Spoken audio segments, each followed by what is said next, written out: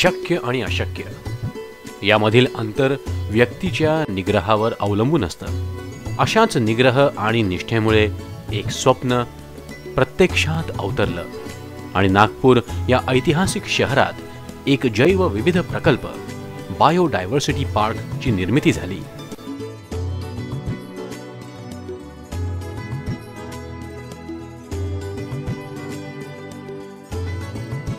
नागपूर 0 मैलाचा दगड असलेलं शहर, भारताच्या केंद्रस्थानी मध्यवर्ती वसलेल्या या नागपूरला भारताचे हृदयही म्हटलं जातं। इंग्रजीत नागपूरला ऑरेंज सिटी, संत्र्यांचे शहरही म्हटलं जातं। शहराचा इतिहास खूप उज्ज्वल आणि जुना आहे। नागपूर गोंद राज्यांची राजधानी होती आणि त्यानंतर मध्य प्रांत आणि वऱ्हाडची देखील। शहराच्या इतिहासाच्या पाऊलखुणा येथील ऐतिहासिक इमारती आणि वास्तूत पाहायला मिळतात। भव्य कस्तूरचंद पार्क, दिमाखदार विधान भवन, भारतीय रिझर्व्ह बँक, उच्च न्यायालय, दीक्षाभूमी हे सगळे नागपूर शहराला शोभा आणतात। शहराच्या सगळ्यात उंच भागात सेमिनरी हिल्सच्या माथ्यावर उभे आहे भव्य राजभवन। ही वास्तू 1891 साली भारताच्या मध्यभागी एक महत्त्वाची इमारत म्हणून उभी राहिली।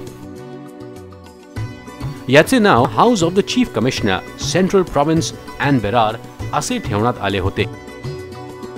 नागपूर शहर महाराष्ट्राची दुसरी राजधानी झाली आणि या वास्तूला राजभवनाचा दर्जा मिळाला। 0 मैलाच्या या प्रदेशात अगदी शून्यातून या बायोडायव्हर्सिटी पार्क प्रकल्पाची 2008 साली सुरुवात झाली आणि हा प्रकल्प ठरवलेल्या मुदती अगोदरच पूर्ण झाला। हा जैवविविध प्रकल्प राजभवनाच्या अवतीभवतीच्या 30 हेक्टरच्या परिसरात उभा करण्यात आला। येथील जंगल परिसर असुरक्षित असल्यामुळे वर्षानुवर्ष येथील बरीच अशी वृक्षतोड झालेली होती। सर्व जंगल परिसर बॅरन दिसत होता। या परिसराला निसर्गरम्य करण्याकरिता या जागेची सुरक्षा, पैसा व पाण्याची व्यवस्था करणे फार गरजेचे होते। त्याचप्रमाणे या प्रोजेक्टची पैशाची गरज मॉइलने पूर्ण केली। या प्रकल्पासाठी मँगनीज ओर इंडिया लिमिटेड या भारतातील सर्वात मोठ्या मँगनीज ओर कंपनी 140 लाख रुपये इतकी आर्थिक मदत पुरवली। हा प्रकल्प म्हणजे केवळ झाडं लावणं नव्हतं, अस्ताव्यस्त वाढलेल्या वनस्पती आणि झाडं काढणं आणि कोरड्या शुष्क जमिनीवर एक हिरवागार निसर्ग उभा करणं व त्याचबरोबर देशभरातील विविध जातींची झाडे लावणं असे प्रकल्पाचे ध्येय होते। माझे 10 वर्ष जुने स्वप्न मी आज प्रत्यक्षात अनुभवतोय। हा बायोडायव्हर्सिटी पार्क शास्त्रोक्त पद्धतीने अनेक भागात विभागला आहे, ज्यामुळे पार्कमध्ये वर्षभर सौंदर्याची उधळण होत असते। राजभवनला यायला 2 मुख्य मार्ग आहेत। VIP मार्गाला आणि सदर मार्गाला आपण सुगंध दरवळेल त्या रोडवरती 12ही महिने असे आपण प्लांट स्पीसीज लावलेले आहे। म्हणजे एक 2-3 महिने एका श्रबला फ्लावर येतील, तर त्यानंतरच्या श्रबला पुढल्या 2-3 महिन्यांकरता फ्लावर्स राहतील। त्याच्या बाजूलाच आपण 10 प्रकारचे लँडस्केप डिझाईन्स केलेले आहे। The biodiversity parks have been planted over 49 hectare area. It comprises of sacred species plantation, medicinal species plantation, plantation of palm species, bamboo species, nakshatravan, dashmul species plantation, bulbous species plantation, various types of cacti, and also a butterfly garden with a different 50 species. घनदाट झाडीत फेरफटका मारणे आणि फुले, झाडांचे सुंदर मोहक सुवासांचा आनंद लुटण्यापेक्षा अधिक मोहक काय असू शकते? वास्तवातल्या सर्व विवंचना विसरून टाकण्याची क्षमता या एका फेरफटक्यात आहे। या सुवासिक भागात रात की राणी, दिन का राजा, चाफा इत्यादी सुवासिक झाडांची लागवड केली आहे।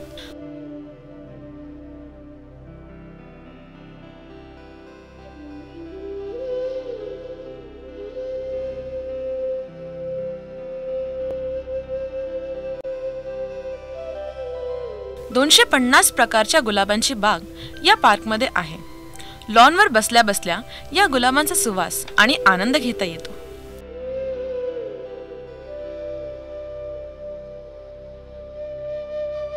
काट्यांशिवाय फुलांना मजा ती काय.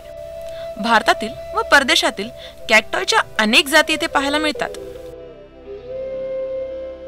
या वेगवेगळ्या थीम्सनुसार केलेल्या रोपणामुळे येथे या क्षेत्रास शैक्षणिक महत्त्व प्राप्त झालेले आहे आणि म्हणूनच आपण शालेय विद्यार्थ्यांना या जैवविविधता प्रकल्पामध्ये येण्याची संधी देणार आहे आणि त्यातून निसर्ग शिक्षण साधणार आहे.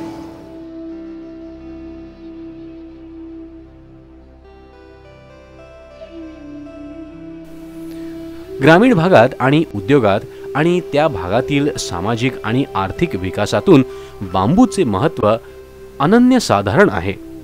बांबूचा उपयोग घर बांधणी, कागद निर्मिती, अन्न इत्यादींसाठी होतो. बायोडायव्हर्सिटी पार्कमध्ये बांबूच्या अनेक प्रती लावल्या आहेत.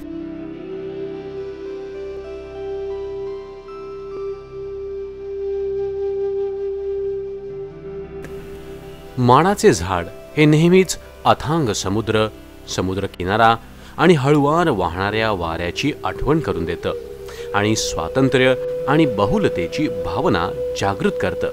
पाल्मेंटममध्ये माडाच्या अनेक प्रती लावल्या आहेत. यात ट्रायंग्युलर पाम, कॅटिंग palm, European fan palm, rhapis palm, fishtail palm आणि रेड लिपस्टिक पाम यांचा समावेश आहे.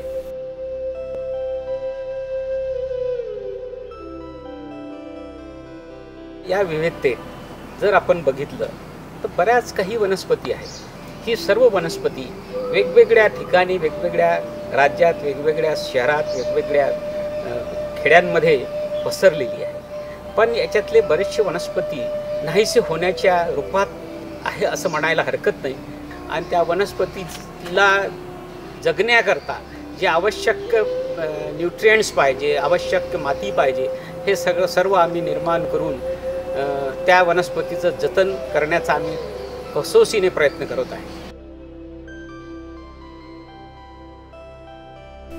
वृक्षांची पूजा करण्याची जुनी भारतीय परंपरा आहे. हा येथील संस्कृतीचा एक भाग आहे. या भागातील नैसर्गिक सौंदर्य टिकवून ठेवण्याचा हा एक मार्ग आहे. पिंपळ आणि वड यांच्या व्यतिरिक्त बेहडा, महुआ, बकुळ आणि आपटा या झाडांची लागवड बायोडायव्हर्सिटी पार्कच्या एका भागात केली आहे.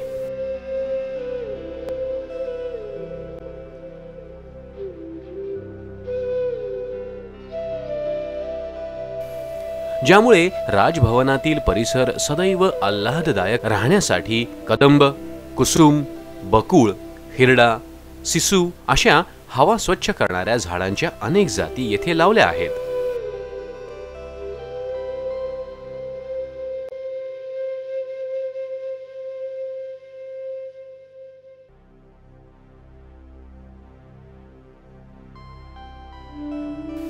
भारताने जगाला आयुर्वेद दिला, मात्र देशातील अनेक वनस्पती लुप्त होत चालल्या आहेत.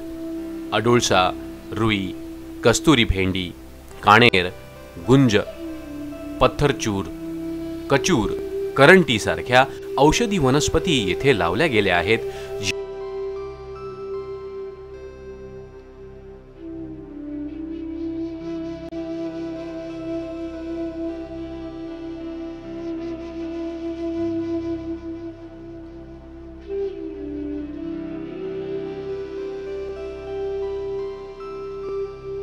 होईल. ज्योतिषशास्त्री असे मानतात की प्रत्येक तारका पूजांचा संबंध विशिष्ट वृक्षांशी आहे, ज्यांचे औषधी, सामाजिक, सौंदर्यशास्त्रीय किंवा आर्थिक मूल्य असतं. विविध नक्षत्रांचे प्रतिनिधित्व करणारी झाडे लावून येथे एक गोलाकार नक्षत्र भवन तयार करण्यात आलं आहे.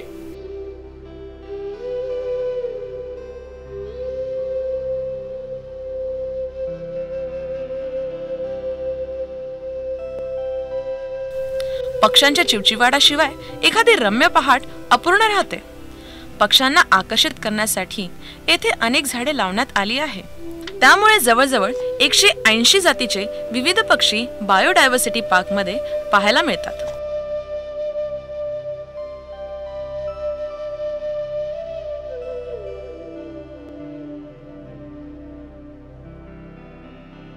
फुलपाखरे केवळ पर्यावरणातील एक प्रजाती नसून त्यामुळे परिसर सुंदर, मोहक होतो.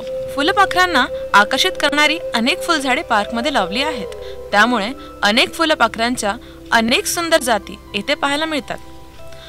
पार्कसाठी लागणारी जमीन तयार करताना एक नवीन मलनिस्सारण पद्धतीचा अवलंब करण्यात आला, ज्यामुळे पाण्याचा निचरा सुरळीत होतो आणि पाणी साठत नाही.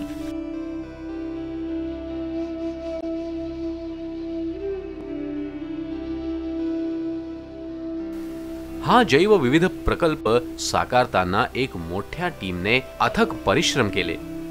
केवळ प्रकल्प साकारायचा नाही तर भारतातील दुर्मिळ वृक्षांच्या प्रजातींचे संरक्षण करण्याच्या भावनेतून कार्य करताना सर्वांना अतिशय समाधान मिळाले.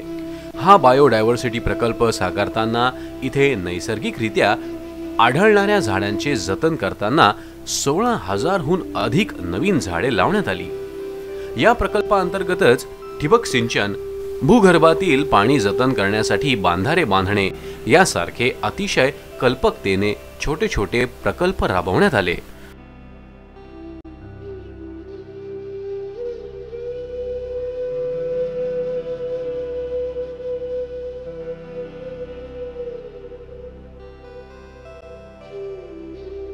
Raj Bhavan is an extremely important area from ecological point of view. We are extremely grateful to His Excellency the Governor of Maharashtra for providing the Forest Development Corporation of Maharashtra an opportunity to be the main agency for development of biodiversity park in this area.